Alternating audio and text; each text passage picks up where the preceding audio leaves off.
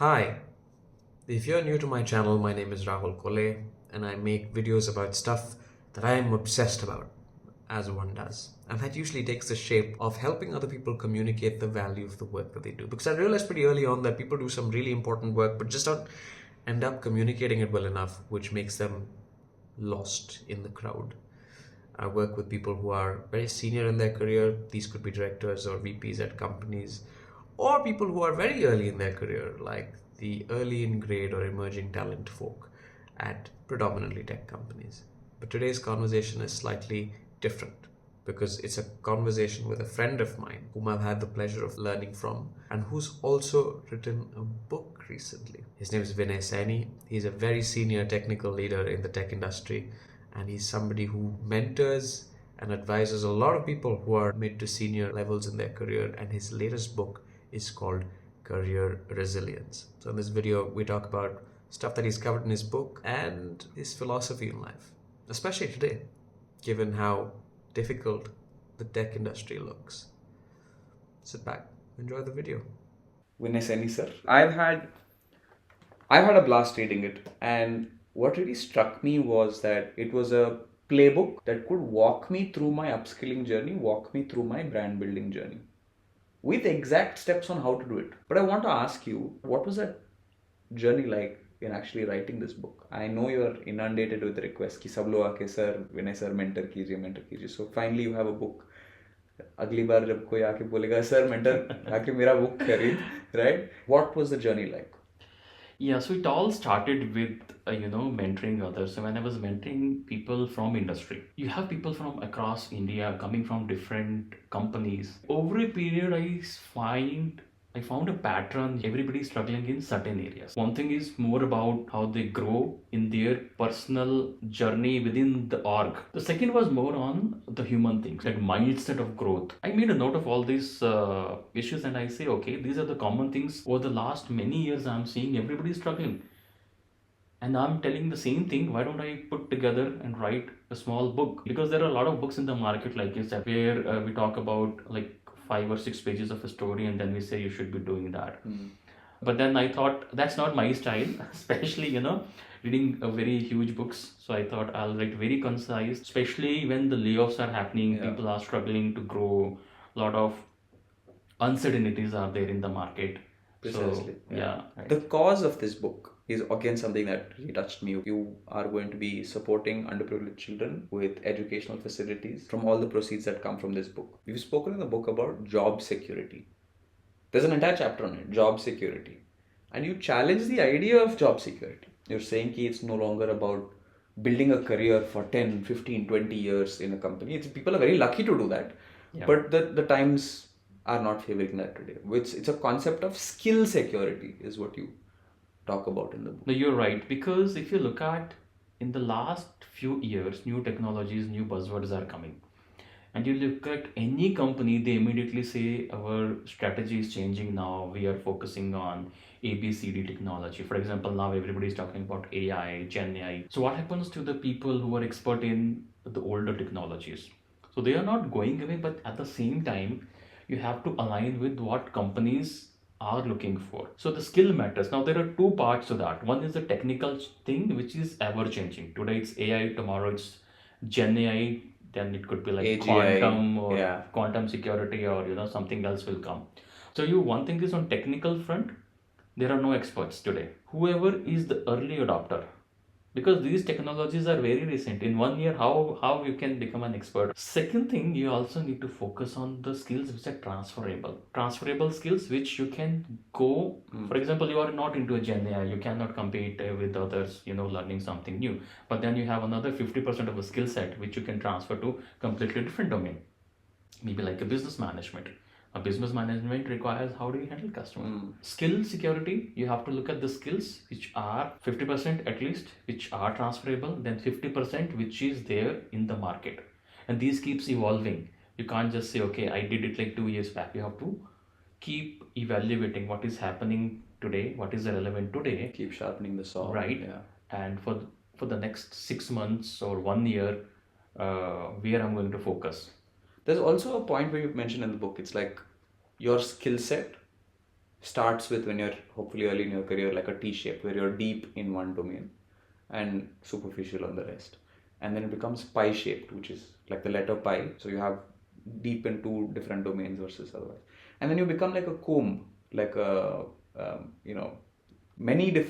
comb has many different teeth. Yeah. And you are deep in several domain, and you have context that lines the top, right? Which is you can switch between different contexts. Take AI, for example.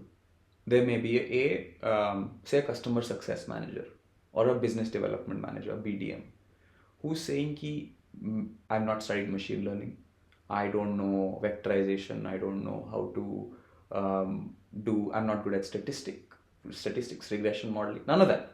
मुझे कुछ नहीं पता.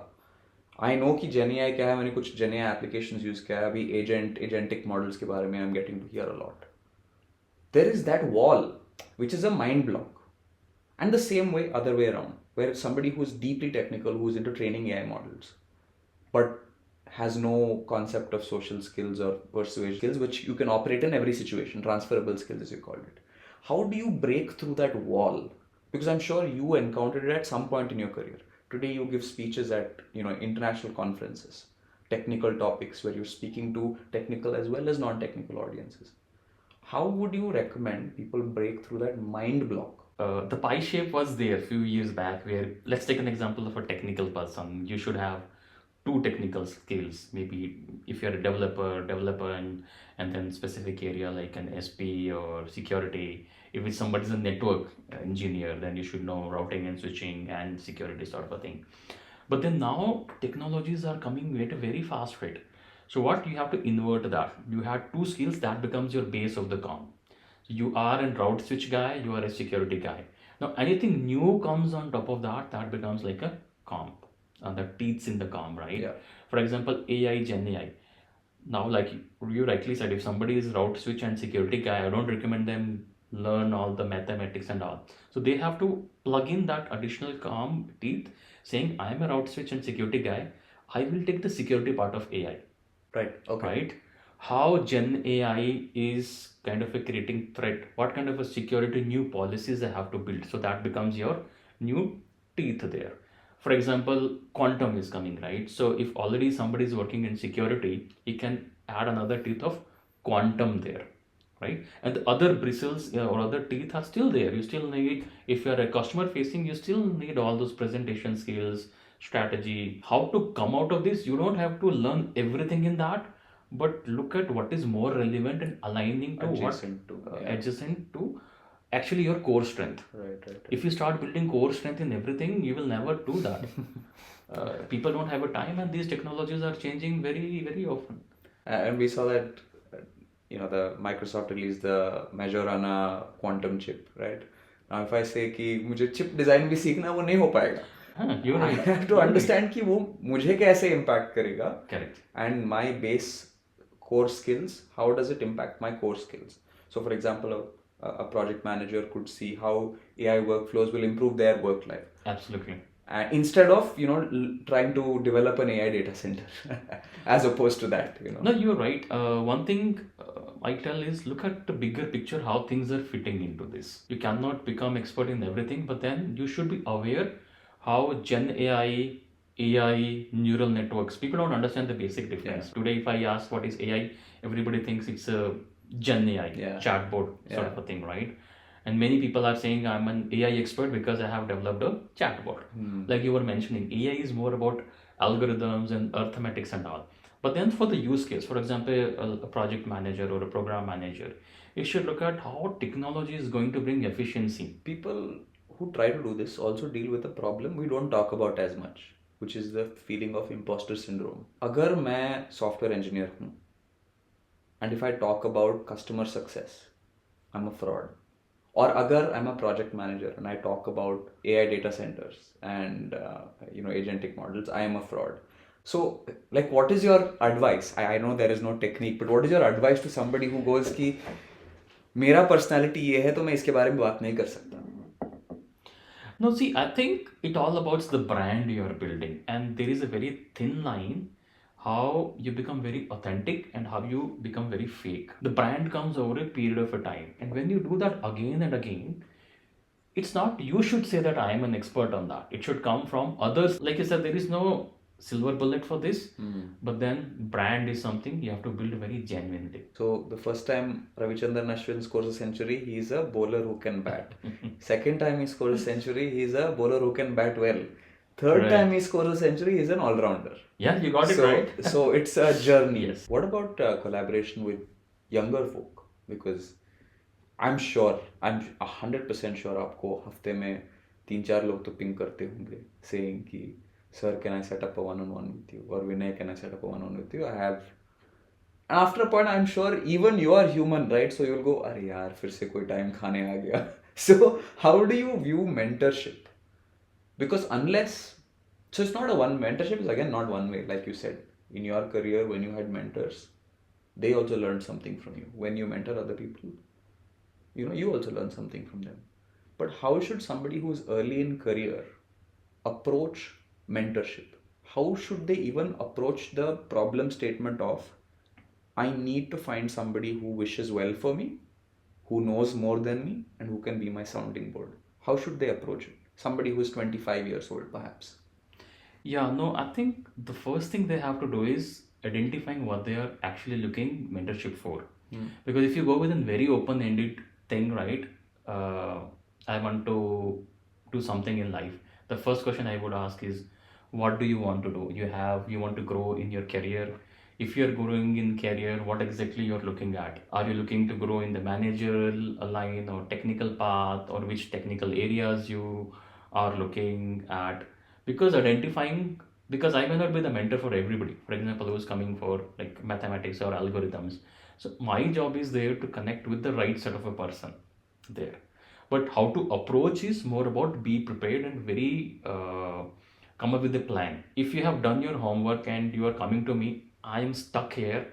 I tried doing this thing. I'm stuck here. Can you help me?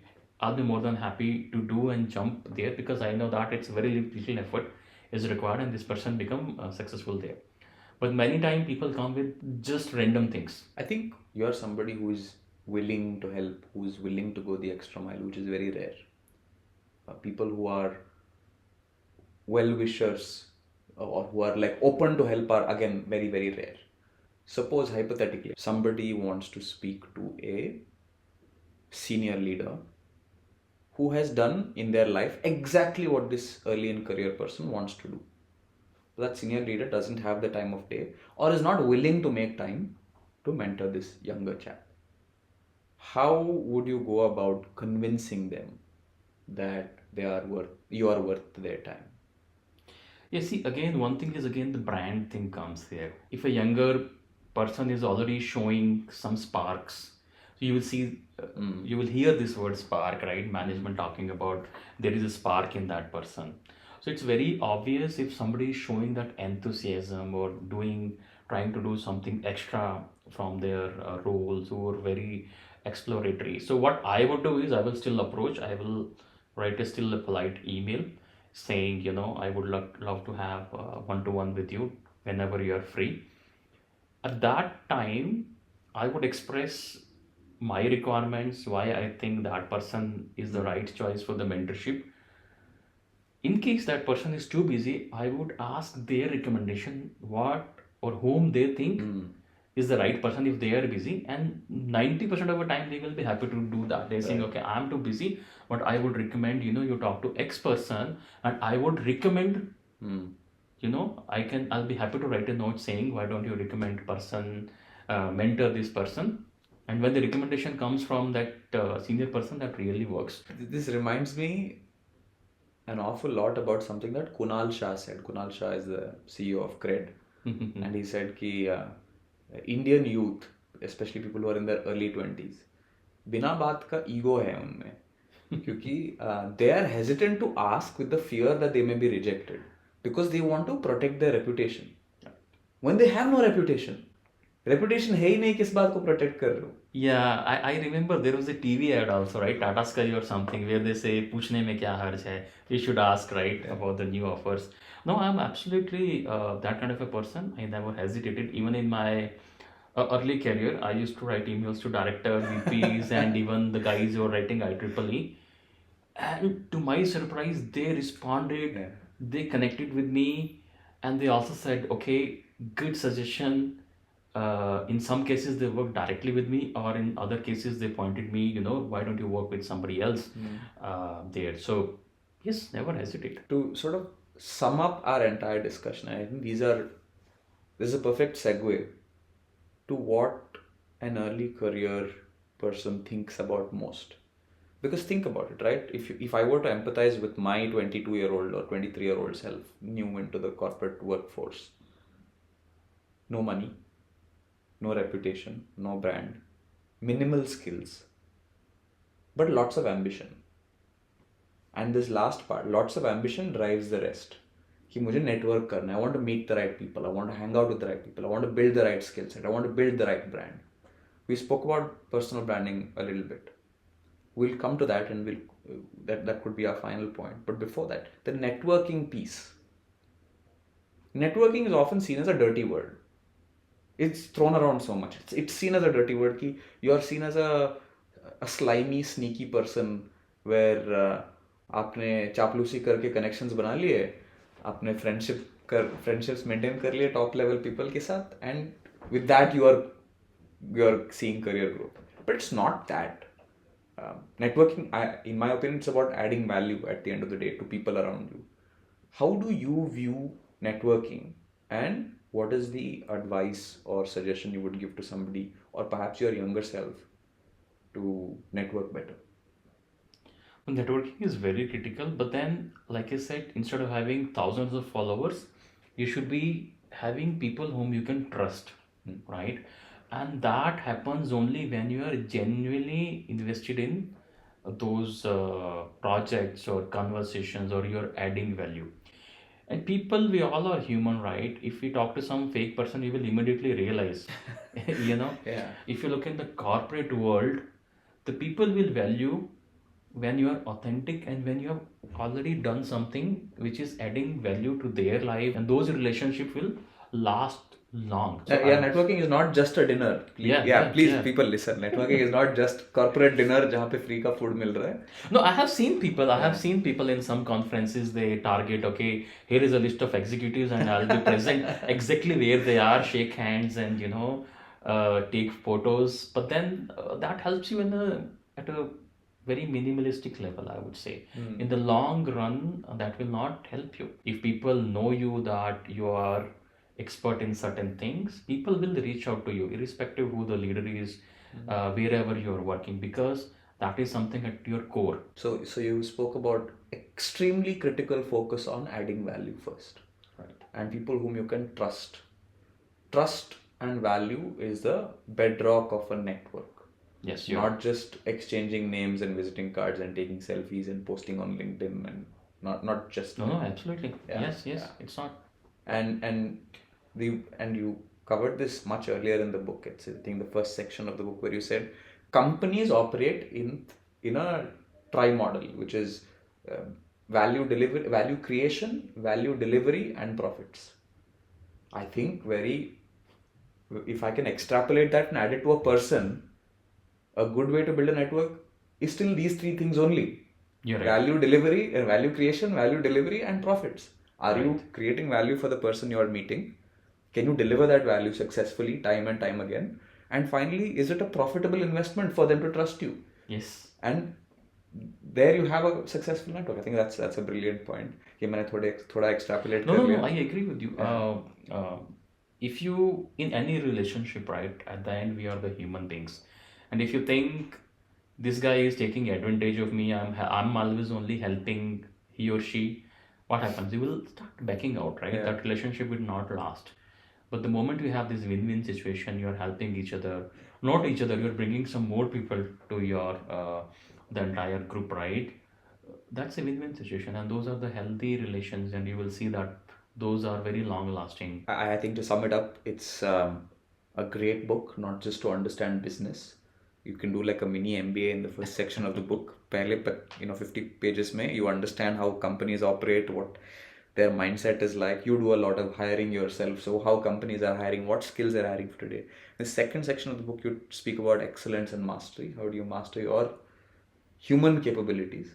And I think it's super, super relevant for today. So for all those watching, Career Resilience by Vinay Saini is a brilliant book which I thoroughly enjoyed reading, and I would recommend that you purchase it as well.